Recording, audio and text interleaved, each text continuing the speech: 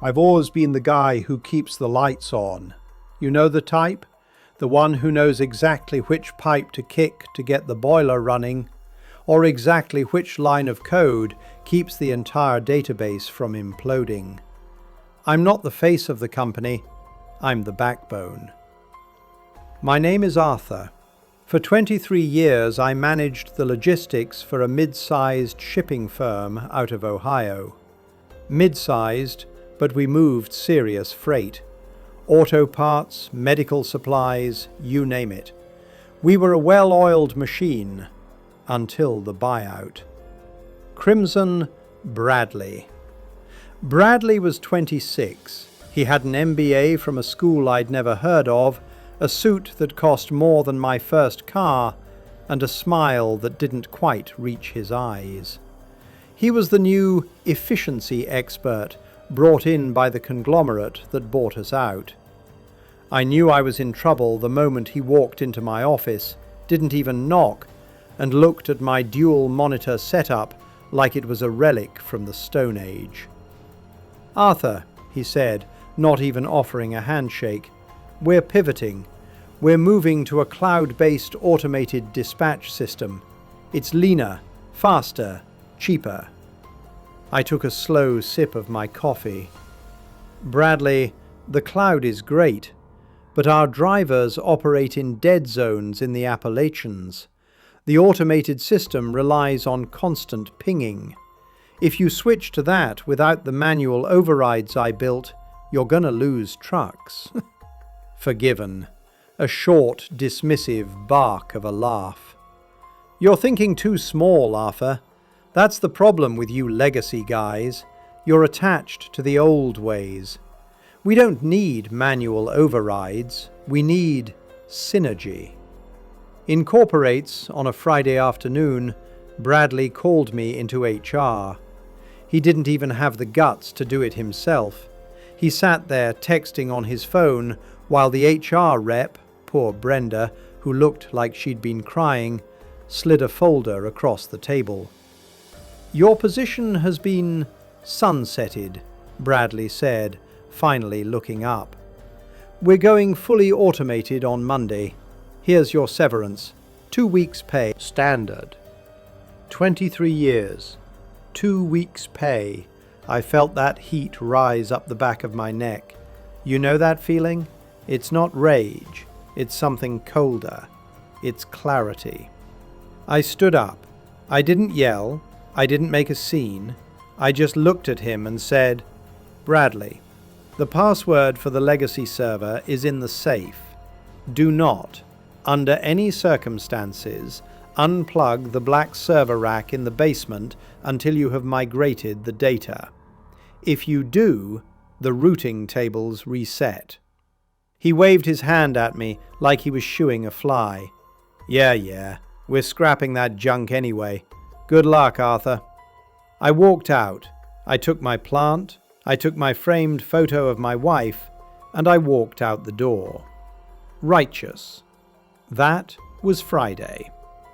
Now, here is the thing about the American supply chain. It doesn't sleep. Monday was the 4th of July weekend rush, the busiest shipping week of the year. Grills, fireworks, beer, patio furniture, everything was on the road.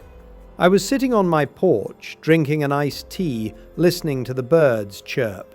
It was 10 a.m. Usually I'd be 3 coffees deep, screaming into a headset.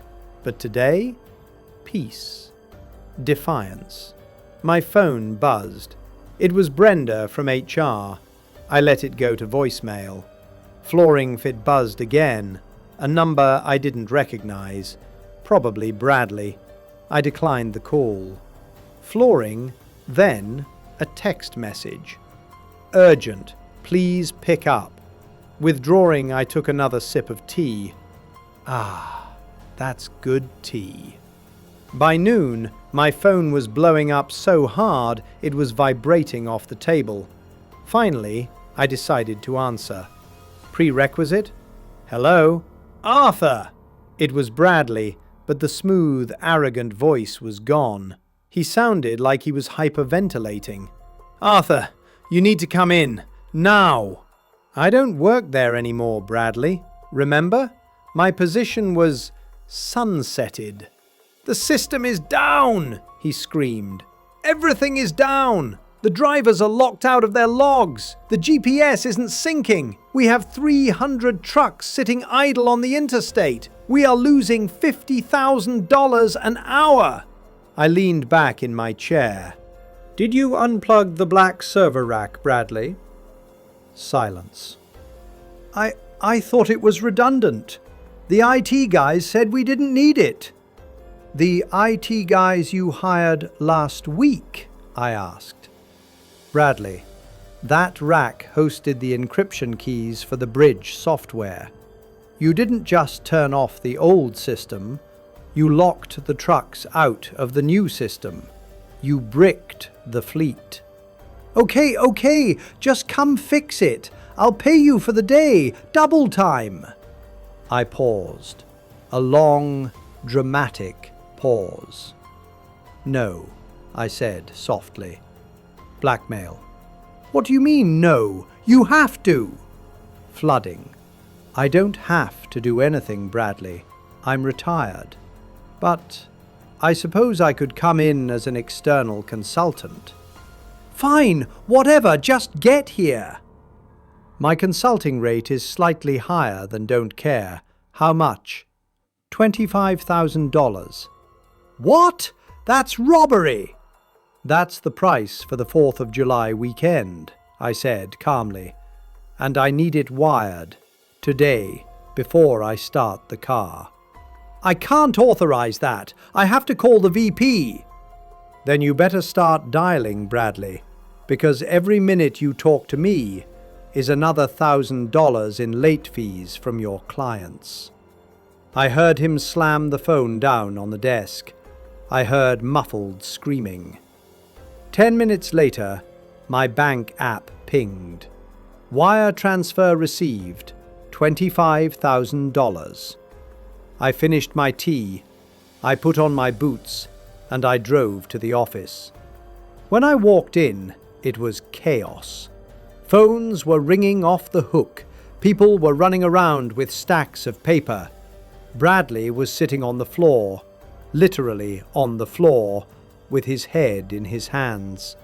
He looked up at me. He looked 10 years older. I walked past him, didn't say a word.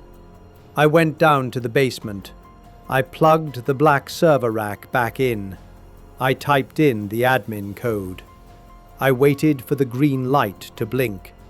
Beep, beep, beep. Solid green. Upstairs, the phones stopped ringing all at once.